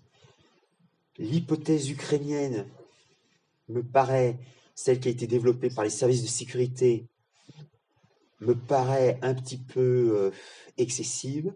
Alors, déjà, est-ce que c'est Daria qui était visée ou bien était-ce Alexandre Douguine lui-même? Je pense personnellement que c'était Alexandre Douguine qui était visé. Qu'au dernier moment, alors peut-être, comme il est assez parfois proche d'une certaine forme de mystique, peut-être a-t-il eu un pressentiment et il a dit à sa fille de prendre la voiture, bon, peut-être, mais sans savoir que sa fille allait mourir. Alors, qui a pu assassiner Daria? Je pense, alors certains pensent que ce serait certains milieux du Kremlin. C'est possible, parce qu'Alexandre Douguine est favorable pour une guerre à outrance contre l'Ukraine. Ça, c'est très clair. Et ce qui se passe actuellement en Ukraine, si on suit les informations occidentales, si par exemple vous regardez cette chaîne de vente en guerre qui est LCI, où là c'est... Bon, je vais être très clair sur le sujet, sur la guerre en Ukraine, je ne suis ni pour ni contre, je respecte les combattants des deux camps, j'ai des amis qui sont dans les deux camps, Étant français, je ne vais pas m'engager du côté ukrainien, je ne vais pas m'engager du côté russe. Bon, ce n'est pas ma guerre, je vais être très clair. Au début de l'année, j'ai sorti un bouquin Comprendre Éric Zemmour qui m'a mis à dos les pro-Zemmour et les anti-Zemmour. Bon, moi, on peut très bien avoir contre moi les pro-ukrainiens et les pro-ukrainiens et les pro-russes. Donc moi, ça ne me dérange absolument pas. Je vais droit devant, je m'en fiche. Donc je pense que certains milieux, dans la perspective de la succession de Poutine, on peut-être dit à Douguine qu'il devait un petit peu se modérer. Mais là, comme il a parlé de guerre sainte populaire, il ne s'est pas du tout modéré. je pencherais plutôt vers le rôle des services secrets britanniques, qui serait à l'origine de l'attentat. Je vous rappelle que les Britanniques ont de la famille royale britannique, ou la pseudo-famille royale britannique, a des liens avec les Romanov. Et vous avez dit que, je crois qu'à l'époque de Gorbatchev, ou même encore avant, il y avait un autre penseur russe assez influent, qui était opposé à Dugin, mais c'était sur une divergence, on va dire, mystique. C'est-à-dire qu'il y en a un qui n'était pas mystique et Dugin l'était. Alors, je crois que c'est Panarin. C'est Alexandre Panarin. Panarin qui était un universitaire qui défend le racisme, mais d'un point de vue, disons, moins occultiste, puisque Dugin utilise l'œuvre d'Heidegger, utilise des théoriciens de l'occultisme, René Guénon, Jus et Vola, et donc il fait une sorte de synthèse qui est assez mal vue d'autres théoriciens du racisme, qui sont eux beaucoup plus proches d'une pensée beaucoup plus, je vais dire, entre guillemets, rationnelle. Et Panarin, lui, est beaucoup plus écouté dans les cénacles militaires ou politiques russes, même si Panarin est décédé aujourd'hui. Il y a pas longtemps. Je crois que Panarin est décédé vers 2006-2007. Il y a environ une dizaine, maintenant 13-14 ans. Là, il faudrait que vous regardiez. Mais il est vrai que Panarin, il n'y a aucun livre sur Panarin en français disponible. La vision de Panarin diverge. Panarin, Dugin, ce sont deux eurasistes, mais totalement différents. Et d'ailleurs, chose très intéressante, vous avez, alors bien sûr, c'est édité en espagnol, un de mes éditeurs, les Ediciones Fides, qui a édité les écrits eurasistes du, comment il s'appelle? Je me souviens plus. Là, ça, je commence un petit peu à fatiguer.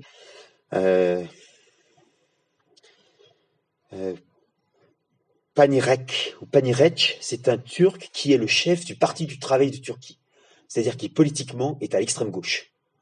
Mais c'est une extrême gauche eurasiste et qui a de nombreux liens avec Dugin.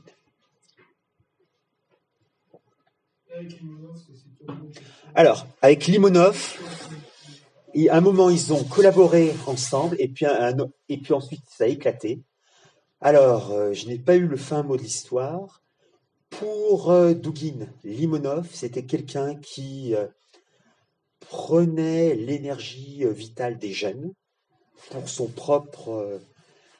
sa propre personne, car que pour Limonov, Dugin est un petit peu trop pensé éthéré, ésotérique et incompréhensible pour les militants.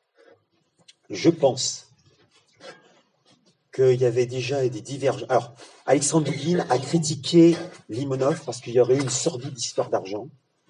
Ils auraient piqué, il y a des militants qui n'auraient pas remboursé l'équivalent de 300 € à Dugin, et ça serait parti en vrille. Bon. Je pense que Limonov est un artiste, donc il avait une vision très, on va dire, chaotique, alors que Dugin, lui, pensait créer une sorte d'élite, une sorte d'ordre de la couronne de fer évolienne, ou bien Légion de l'archange Saint-Michel, version Russie. Et puis aussi, il y avait un autre problème. Je pense que Alexandre Dugin a soutenu Poutine, alors que Limonov était hostile à Poutine d'un point de vue politique intérieur. D'ailleurs, il y a un livre édité par Asmagna qui est un recueil d'articles, Vladimir Poutine, le pour et le contre, d'Alexandre Dugin.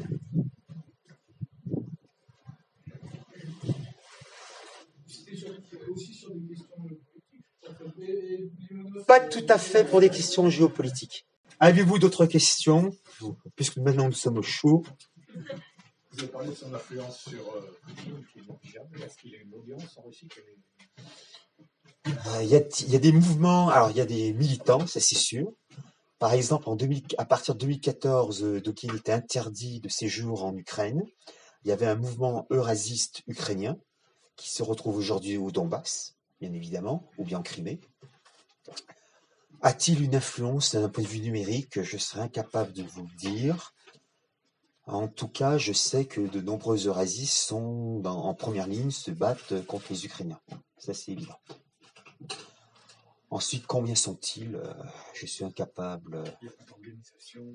Il y a le mouvement international eurasien, qui a des structures assez développées, mais pendant longtemps, ils étaient comme Alexandre Douguin est quand même hostile à Poutine d'un point de vue politique économique, puisqu'il estime que Poutine est beaucoup trop libéral. Donc il y avait quand même des contrôles par la police et quelques intimidations. Mais c'était moins que pour les Nazbol de Limonov, puisque Limonov, à un certain moment, s'est allié avec l'opposition libérale. Chose inimaginable pour Alexandre Douguin. Il est hors de question que Douguin fasse le moindre chemin avec les libéraux. Pour lui, il est prêt à faire un chemin avec Gennady Zyuganov, qui est le grand chef du Parti communiste de la Fédération de Russie. Il est prêt à faire un chemin avec tout le monde, sauf ceux qui sont libéraux, atlantistes, pro-Occident, pro-États-Unis d'Amérique. C'est aussi simple que ça. Et voilà une des raisons, une des principales divergences entre Limonov et Douguin. Vous savez que Limonov est mort, je crois, en 2020, mais dans ses articles, à partir de 2014, il soutenait l'intervention militaire russe en Crimée. Et d'ailleurs, Limonov est né à Kharkiv, ou Kharkov. Donc il est aussi d'origine... Limonov, son véritable nom, c'est Savenko. Donc c'est un nom ukrainien. Même si le père de Limonov était un agent du KGB.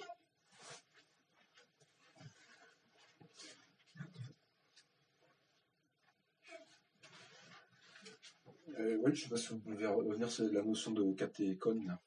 Alors, le catéchone, alors il est vrai que j'y suis passé assez rapidement. Le catéchone, c'est... Alors, est-ce une personne? Est-ce une structure? Dans la deuxième lettre de saint Paul aux Thessaloniciens, c'est assez ambigu, tout dépend des traductions. Le catéchone, c'est en tout cas quelque chose ou quelqu'un qui permet de résister à la décadence. Par exemple, Carl Schmitt utilise très souvent la notion de catéchone.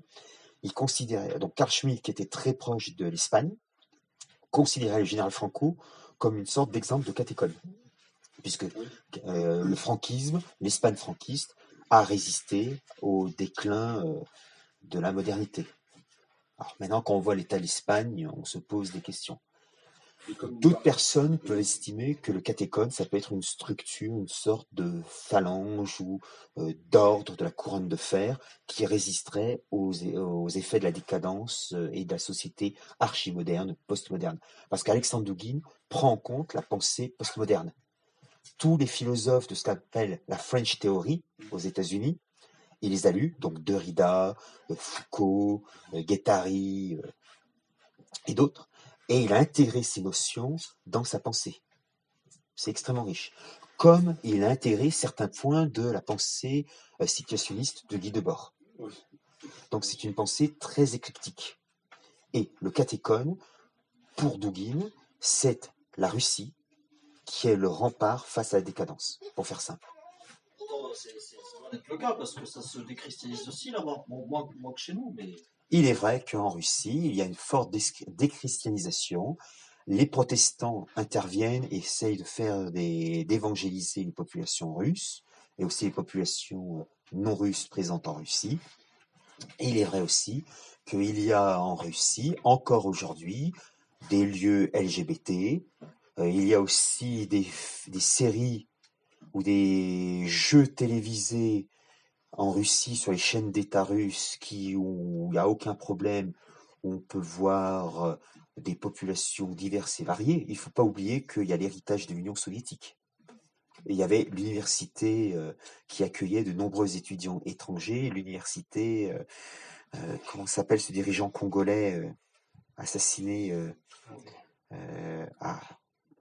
je m'en souviens plus. Là, je suis fatigué et je m'en souviens plus.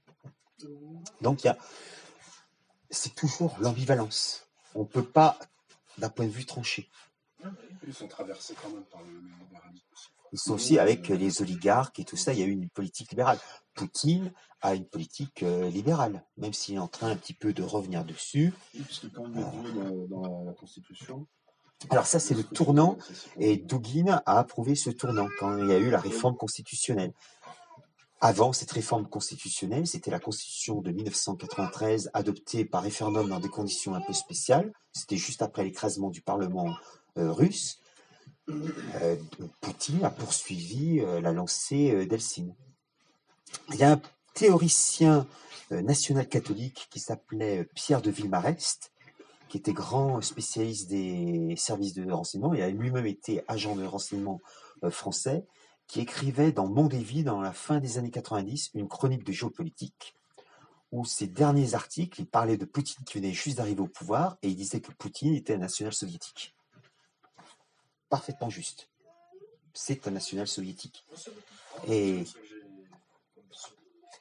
Dugin est en train de, sous une forme différente, de retrouver la pensée nationale soviétique, c'est-à-dire une Russie qui pourrait reprendre l'idée de l'Union soviétique.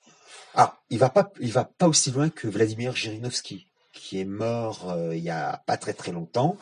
Vous vous souvenez peut-être, dans Le Monde en 1993 ou 94, quand le parti de Zhirinovsky avait fait une percée aux élections législatives. Donc le parti de Zhirinovsky, c'est le parti libéral-démocrate de Russie. On aimerait tellement avoir ce style de libéraux-démocrate en Europe occidentale. Eh bien, Zhirinovsky avait écrit qu'il souhaitait reprendre toutes les terres russes, historiquement, donc y compris aller en Pologne, en Moldavie, ainsi que l'Alaska. Puisque je vous rappelle que l'Alaska a été russe, sans compter, on oublie très souvent, que le nord de la Californie a eu quelques comptoirs russes aussi. Oui. Et oui. Et il y aura encore aujourd'hui, dans certains villages d'Alaska, des personnes qui parlent russe et qui vont à l'église orthodoxe. Moi, j'avais déjà vu une vidéo il y a très longtemps, comme quoi il y avait un village où les gens ils parlaient exclusivement russe, et ça m'avait étonné. Et non, parce que l'Alaska était russe. Oui, je sais, c'était je crois pour 5 millions de dollars à l'époque. Oui, c'était en 1867, juste après la guerre de sécession. D'accord. D'ailleurs, l'empereur russe de l'époque, qui était, je crois, Alexandre II, sauf erreur de ma part, défendait le Nord, les nordistes, pendant la guerre de sécession, et était contre les sudistes. Et d'ailleurs, chose très intéressante, la fin de l'esclavage aux États-Unis a lieu presque la même année que la fin du servage en Russie. Et rappelez-vous ce qu'écrivait Tocqueville dans De la démocratie en Amérique, en conclusion, où il voit que les États-Unis d'Amérique et la Russie auront un rôle très important dans l'histoire du monde.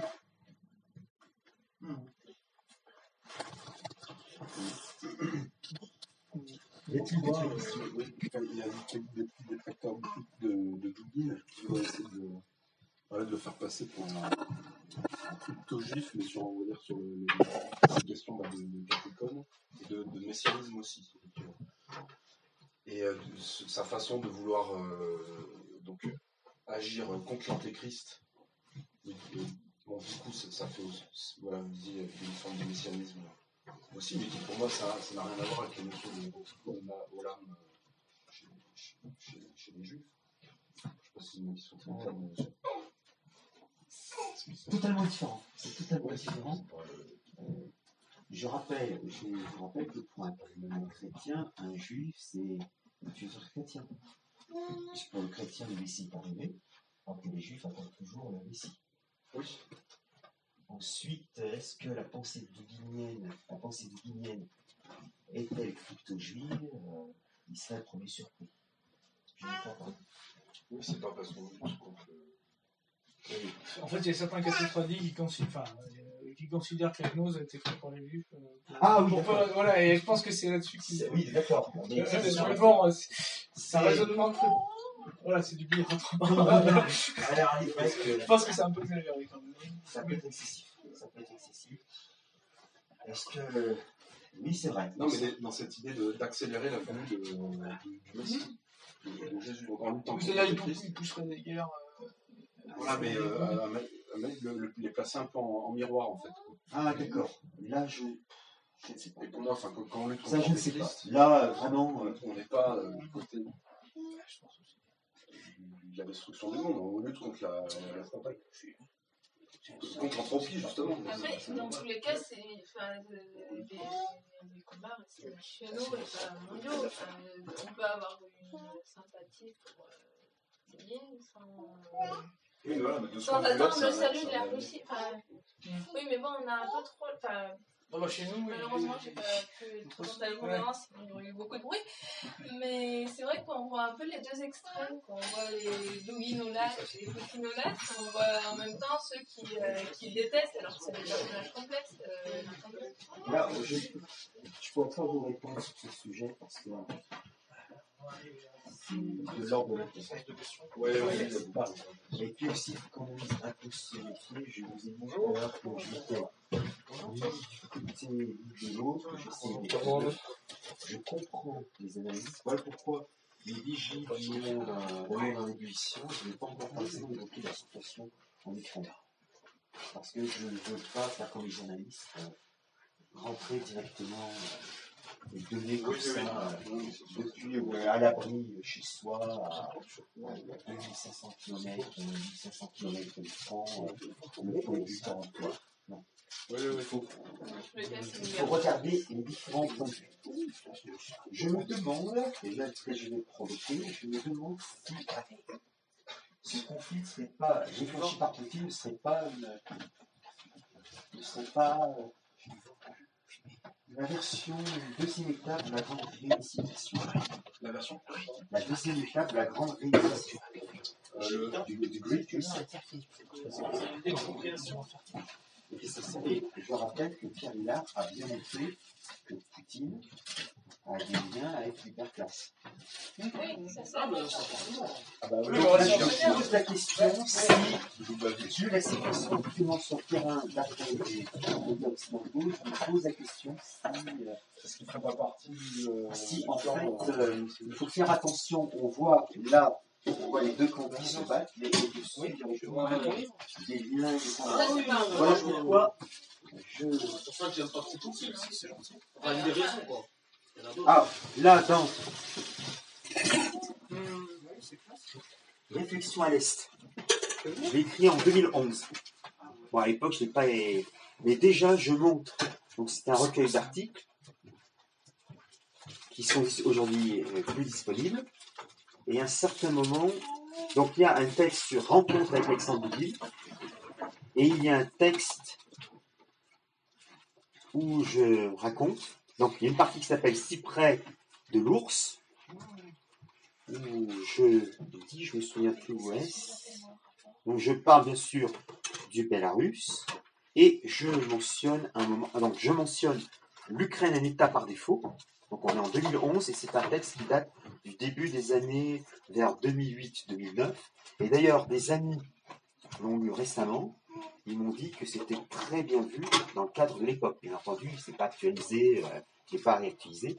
Et à un moment, un texte totalement inédit où je traitais, voilà, donc, aux origines de l'ascension, et j'écrivais Poutine et ses doubles. Et ce texte, je suis extrêmement content. Je l'avais rédigé spécialement pour Annie Delis. Et ensuite, à partir de 2011, 2012, 2013, plein d'éléments que je mentionnais sous forme d'hypothèse se sont réalisés. Ok, d'accord. Et vous pensez que Poutine, est-ce qu'il ne va pas attendre que l'Occident s'effondre économiquement pour pouvoir commencer à envahir l'Europe de l'Ouest? Il ne faut pas être non plus trop dans la peur. Je ne pense pas que Poutine va envahir l'Europe de l'Ouest. Il faut oublier, là aussi je disais, parce qu'à une époque, dans les milieux, j'étais assez dans différents milieux qui estimaient que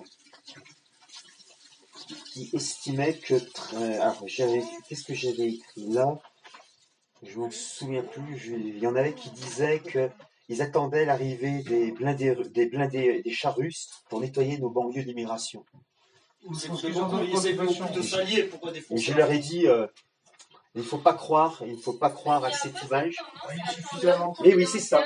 Il y en a qui attendent l'homme providentiel. Récupérer toutes les anciennes républiques soviétiques. Et c'est pas. Je pense que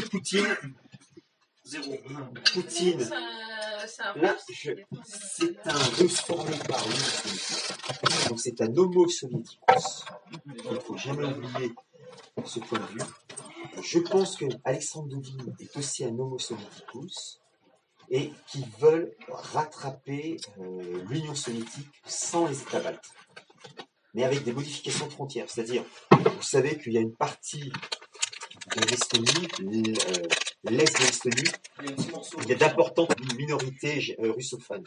Donc là, ça serait annexé.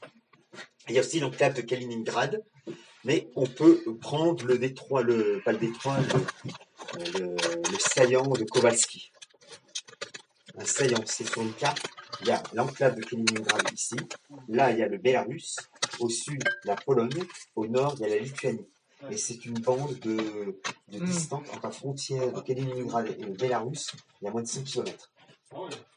Et c'est et tous les stratèges de l'OTAN disent que si jamais il y a une guerre Russie-OTAN, les Russes essaieront de faire sa traversée pour couper les États baltes et pour faire le lien avec Kaliningrad. Bon, mais je pense pas qu'il y aura les blindés russes. D'ailleurs, on voit les problèmes actuellement. Peut-être il y aura une partition d'Ukraine. Peut-être. Mais là, pour l'instant, et donc je disais, peut-être c'est dans le cadre de la grande réinitialisation que Poutine pourrait en faire. À moins qu'il ait été manipulé par des services secrets occidentaux. Quand on sait que de nombreux services secrets ont été infiltrés par les anglo-saxons, on peut se demander, parce que l'idée, quand Poutine a envoyé l'opération militaire spéciale, je suis sûr et certain que les populations russophones d'Ukraine allaient accueillir en héros les troupes russes. Et puis sinon, puis regarde, puisque vous avez parlé il n'y a pas longtemps, eh ben, il y a dans la convention de la place, et puis il y a je crois toute l'Union eurasiatique, sauf l'Angleterre. Oui, il y a aussi l'Union eurasiatique qui s'inspire des structures de l'Union européenne. Ouais. Donc là aussi, il faut savoir que dans la banlieue de Moscou, il y a un grand bâtiment qui ressemble au Berlaymont de Bruxelles. Le Berlaymont, c'est le quartier européen où il y a toutes les institutions européennes à Bruxelles. Quel rôle il jouerait dans ce grand complot de la réinitialisation? Alors, je ne pense pas que ce soit un grand complot. Là aussi, je pense... Là, c'est une hypothèse que j'ai lancée. Je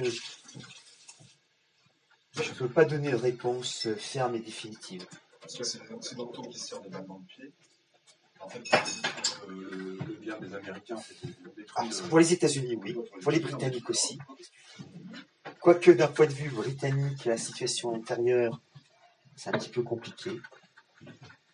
Quand la Russie dit qu'il s'engage contre l'empire du mensonge, quand là, je vois un peu l'influence. C'est une opération spéciale, c'est une opération contre George Soros,